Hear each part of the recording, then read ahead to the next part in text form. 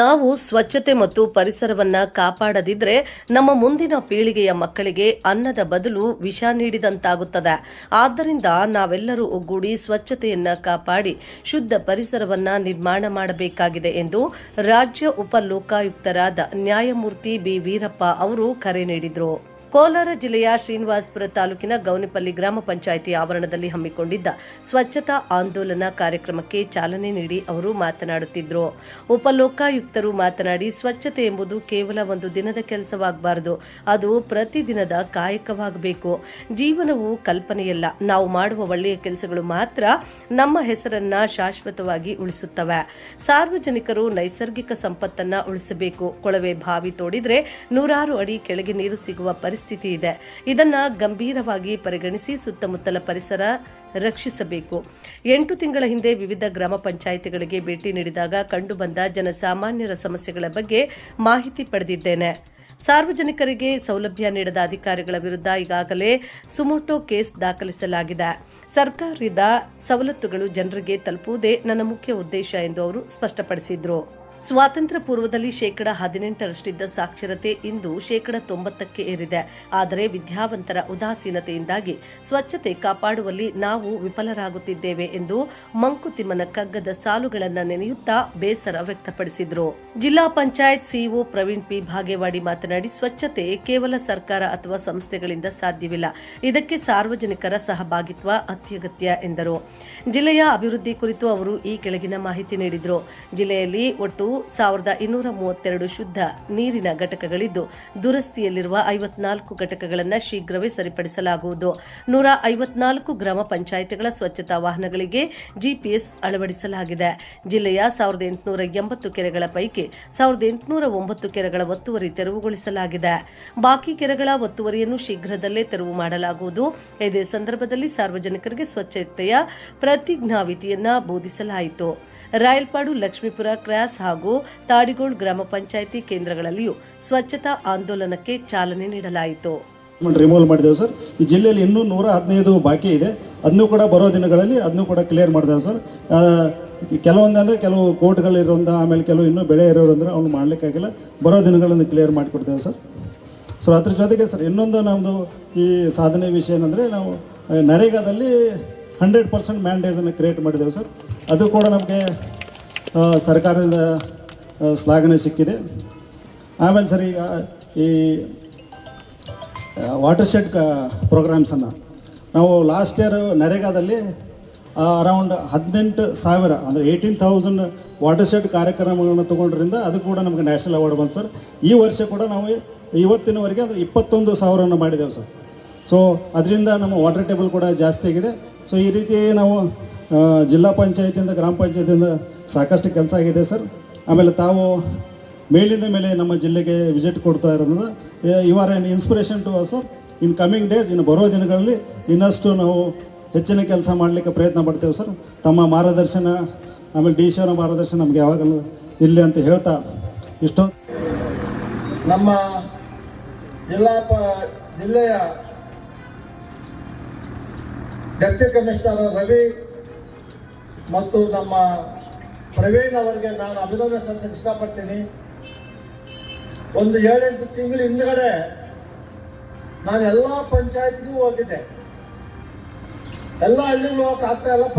ಪಂಚಾಯತಿಗೆ ಹೋದಾಗ ಎಲ್ಲ ಪಂಚಾಯತಿಯಲ್ಲಿ 24-25 ಕೇಸ್ ರಿಜಿಸ್ಟರ್ ಮಾಡಿಸಿದ್ದೀನಿ. ನಾನು ಸ್ವಯಂ ಪ್ರೇರಿತ ಸುಮೋಟೋ ಕೇಸ್ ರಿಜಿಸ್ಟರ್ ಮಾಡಿದ್ದೀನಿ.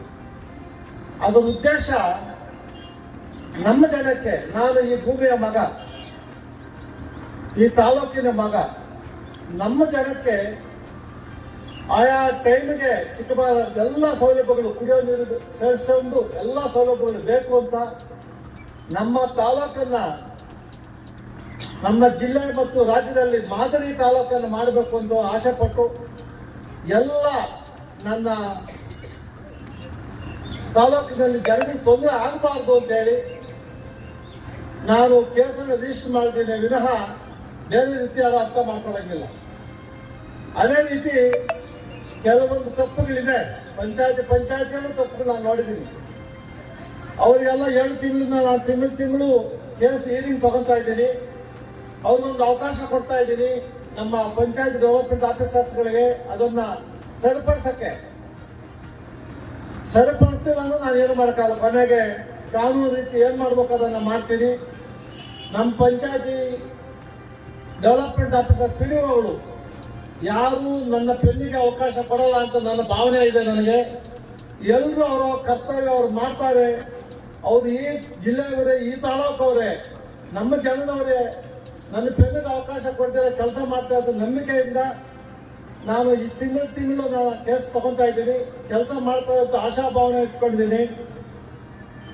ಈ ಒಂದು ಸ್ವಚ್ಛತಾ ಕಾರ್ಯಕ್ರಮ ಸರ್ ನಮ್ಮ ಜಿಲ್ಲೆಯಲ್ಲಿ ಎಲ್ಲ ಮಾಡಬೇಕು ಅಂದಾಗ ನಾನು ನಮ್ಮ ಪ್ರವೀಣ್ ಅವ್ರಿಗೆ ಹೇಳಿದೆ, ನಮ್ಮೂರು ಆಂಧ್ರ ಸ್ವಲ್ಪ ಹತ್ರ ಇದೆ, ನಮ್ಮ ಗೌನಪಲ್ಲಿ, ಇಲ್ಲಿ ಮಾಡೋಣ ಫಸ್ಟು, ಈ ಮೂಲೆಯಿಂದ ಮಾಡೋಣ, ಮತ್ತೆ ಬೇರೆ ಎಲ್ಲ ಪಂಚಾಯತ್ಗಳಲ್ಲೂ ಒಂದು ಸ್ವಚ್ಛತಾ ಆಂದೋಲನ ಸರಿ ಮಾಡೋಣ. ಬರೀ ತಾಲೂಕಲ್ಲ, ಎಂಟೈರ್ ಡಿಸ್ಟ್ರಿಕ್ಟ್ ಆ ರೀತಿಯಲ್ಲಿ ಮಾಡಬೇಕಾದ್ರೆ ಮಾತ್ರ ನಮ್ಮ ತಾಲೂಕು ಮತ್ತು ನಮ್ಮ ಡಿಸ್ಟ್ರಿಕ್ಕು ರಾಜ್ಯದಲ್ಲೇ ಮೊದಲ ಸ್ಥಾನ ತಗೋಬೇಕು ಅಂತ ನನಗೆ ಆಸೆ ಇದೆ. ಅದಕ್ಕೆ ನಮ್ಮ ಜಿಲ್ಲಾಧಿಕಾರಿಗಳು, ನಮ್ಮ ಪ್ರವೀಣ್ ಅವರು, ನಮ್ಮ ಸರ್ವೇಶು, ಎಲ್ಲ ನಮ್ಮ ಪಿಡಿಒಗಳು, ಎಲ್ಲ ನಮ್ಮ ಅಧಿಕಾರಿಗಳು ಸಹಕಾರ ಕೊಡ್ತಾ ಇದ್ದಾರೆ ಅನ್ನೋ ಭಾವನೆ ನಂದಿದೆ. ಆ ಭಾವನೆಯಲ್ಲಿ ನಾನು ಕೆಲಸ ಮಾಡ್ತಾ ಇದ್ದೀನಿ. ಎಲ್ಲ ಒಂದು ಕಡೆ ನನಗೆ ಈ ಸ್ವಚ್ಛತಾ ಅಂದ ತಕ್ಷಣ ಚಿಕ್ಕ ವಯಸ್ಸು ಜ್ಞಾಪಕ ಬರುತ್ತೆ. ಇವಾಗೆಲ್ಲ ನಿಮ್ಗೆ ಯಾರಿಗೋ ಸಣ್ಣ ಮಕ್ಕಳು ನಾಮಫಲ ಕಟ್ಕೊಂಡ್ ಬರ್ತಾರೆ, ನನ್ಗೆ ಖುಷಿ ಆಯ್ತು ನೋಡಿ. ನಿಮ್ಗೆ ಯಾರಿಗೂ ಅವಕಾಶ ಇಲ್ಲ. ಯಾಕಂದ್ರೆ ನಾನು ಚಿಕ್ಕ ವಯಸ್ಸಲ್ಲಿ ನೀರು ಎಷ್ಟು ಚೆನ್ನಾಗಿ ಬರ್ತಾ ಇತ್ತು ಕಾಲುವೆಗಳಲ್ಲಿ, ರಾಜಕಾಲುವೆ ಅಂದ್ರೆ ಆ ನೀರನ್ನು ಹಂಗೆ ತಗೊಂಡು ಹಂಗೆ ಕುಡಿತಾ ಇದೀವಿ. ಈ ಕೋತಿ ತರ ನಾವು ಮೂತಿ ಬಗ್ಸಿ ಹಂಗೆ ಕುಡಿತಾ ಇದ್ವಿ, ಏನು ಆಗ್ತಾ ಇರ್ಲಿಲ್ಲ. ಅಷ್ಟು ಸ್ವಚ್ಛವಾಗಿತ್ತು ನೀರು. ನಮ್ಮ ಜನನು ಅಷ್ಟು ಸ್ವಚ್ಛವಾಗಿದ್ರು. ಮಾತು ಕೊಟ್ಟರೆ ಮಾತು ಸಾಯೋ ಜನ ಇದ್ರು ನಮ್ಮ ತಾಲೂಕಲ್ಲಿ. ಇವಾಗ ಏನಾಗಿದೆ ತಾಲೂಕು ಅಂತಲ್ಲ, ಈ ವಿದ್ಯಾವಂತರು ಜಾಸ್ತಿ ಆಗಿದ್ದಾರೆ. ಸ್ವಾತಂತ್ರ್ಯ ಬರೋಕ್ ಮೊದಲು 18% ಇತ್ತು, ಇವಾಗ 90% ಇದೀವಿ. ನಾವೆಲ್ಲ ವಿದ್ಯಾವಂತರು ಆಗಿದ್ದೀವಿ. ಎಲ್ಲ ಒಂದು ಕಡೆ ವಿದ್ಯಾವಂತರ ಉದಾಸೀನದಿಂದ ಈ ಸ್ವಚ್ಛತೆ ಮಾಡುವಂತ ಪರಿಸ್ಥಿತಿ ನಮಗೆ ಬಂದಿದೆ. ಇವಾಗ ವಿದ್ಯಾವಂತರ ಉದಾಸೀನ ಒಂದು, ಎರಡನೇದು ವಿದ್ಯಾವಂತ ಮೋಸಗಾರ ಜಾಸ್ತಿ ಆಗ್ಬಿಡ್ತೀವಿ. ನಮ್ಮ ಮಂಕುತಿಮ್ಮ ಕಗ್ಗದಲ್ಲಿ ಹೇಳ್ತಾರೆ, ಈ ದೇಶ ಒಂದ್ ದಿವಸ ಅಧೋಗತಿಗೆ ಹೋಗ್ಬೇಕಂದ್ರೆ ವಿದ್ಯಾವಂತ ಮೋಸಗಾರರಿಂದ ಅಂತ. ಯಾಕೆ ನಿಮ್ಗೆ ಹೇಳ್ತೀನಿ ಅಂದ್ರೆ, ನಾವು ವಿದ್ಯೆ ಎಷ್ಟು ಪಡಿತೀವೋ ಅಷ್ಟು ನಾವು ಸ್ವಚ್ಛತೆ ಬಗ್ಗೆ ಗಮನ ಕೊಡಬೇಕು. ಮೊದಲು ನಾವು ಬಾವಿಯಲ್ಲಿ ನೀರು ಹಂಗೆ ಕುಡಿತಾ ಇದ್ವಿ, ಕೆರೆ ಕಟ್ಟೆಯಲ್ಲಿ ಹಂಗೆ ನೀರು ಕುಡಿತಾ ಇದ್ವಿ. ಇವಾಗ ಬಿಸಿಲು ನೀರು ಕುಡಿಯೋಕ್ಕೂ ಭಯ ಆಗುತ್ತೆ, ಅದರಲ್ಲೂ ಕೆಮಿಕಲ್ ಇದೆಯಾ ಅನ್ನೋಂಥ ಭಯ ಆಗುತ್ತೆ. ಅದು ಏನು ಒಳ್ಳೇದಲ್ಲ. ಹೆಸರು ಬಿಸ್ಲರಿ ಅಷ್ಟೇ, ದುಡ್ಡು ಕೊಟ್ಟು ತಗೊಂತೀವಿ, ಕುಡಿತೀವಿ. ಎಲ್ಲ ಒಂದು ಕಡೆ ನಾವು ಈ ಸ್ವಚ್ಛತೆ ಬಗ್ಗೆ ಗಮನ ಕೊಡದೇ ಇದ್ರೆ ಮುಂದೊಂದು ದಿವಸ ನಮ್ಮ ಮಕ್ಕಳಿಗೆ ನಾವು ಕೊಡೋದು ವಿಷ, ಕಲುಷಿತ ಆಗುತ್ತೆ. ನೇಚರ್ ಕಲುಷಿತ ಆದ್ರೆ ನಮಗ್ ಕಷ್ಟ ಆಗುತ್ತೆ. ಎಲ್ಲಿ ನೋಡಿದ್ರು ಹಂಗೆ ತೋಪಗಳಿತ್ತು ಮೊದಲು. ನಮ್ಮ ಊರ್ ಸುತ್ತು ನಾವೆಲ್ಲ